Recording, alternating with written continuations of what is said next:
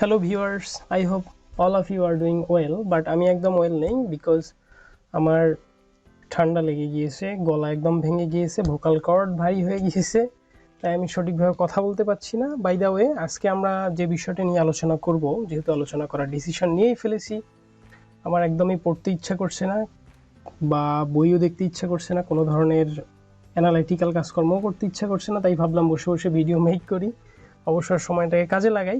ওকে, আজকে আমরা এই ভিডিওতে মেইনলি আলোচনা করব উইন্ডার্স সফটওয়্যার নিয়ে। উইন্ডার্স সফটওয়্যার সম্পর্কে আমরা সকলেই জানি যে উইন্ডার্স সফটওয়্যার হচ্ছে এমন এক ধরনের সফটওয়্যার যার সাহায্যে আমরা বিভিন্ন ফাইলকে জিপ করে রাখতে পারি।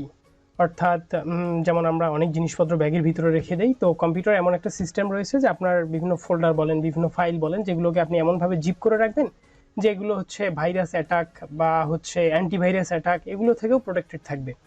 আর মেইনলি আমাদের এই জিপ আনজিপ করার বিষয়গুলো লাগে একটাই কারণে, যখন আমরা ক্র্যাক ফাইলের বা ক্র্যাক সফটওয়্যারের বিভিন্ন ধরনের ফাইল রেখে দেই, তো সেই ফাইলগুলো আমাদের কম্পিউটারে যখন নর্মাল কন্ডিশনে থাকে তখন কিন্তু সেগুলো অ্যান্টিভাইরাস দ্বারা এফেক্টেড হয় এবং সেগুলো ফার্দার কাজ করে না, কারণ খুবই স্বাভাবিক, ক্র্যাক সফটওয়্যারগুলো সঙ্গে রিলেটেড যে ফাইলগুলো থাকে এগুলো মূলত হচ্ছে যে কম্পিউটারের যে মেইন প্রিন্সিপাল মাইক্রোসফটের সেটার অ্যাগেন্স্টে চলে যায়।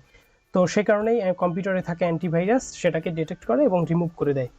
আবার যারা বায়োলজির স্টুডেন্ট রয়েছেন তারা এইভাবেই চিন্তা করতে পারেন যে মাঝে মাঝে ব্যাকটেরিয়া তার নর্মাল ওয়ালের চারপাশে স্পোর ফর্মেশন করে, যাতে করে সে বিভিন্ন ধরনের হোস্টাইল এনভায়রনমেন্টের যে ফ্যাক্টরগুলো রয়েছে সেগুলো থেকে যাতে সার্ভাইভ করতে পারে।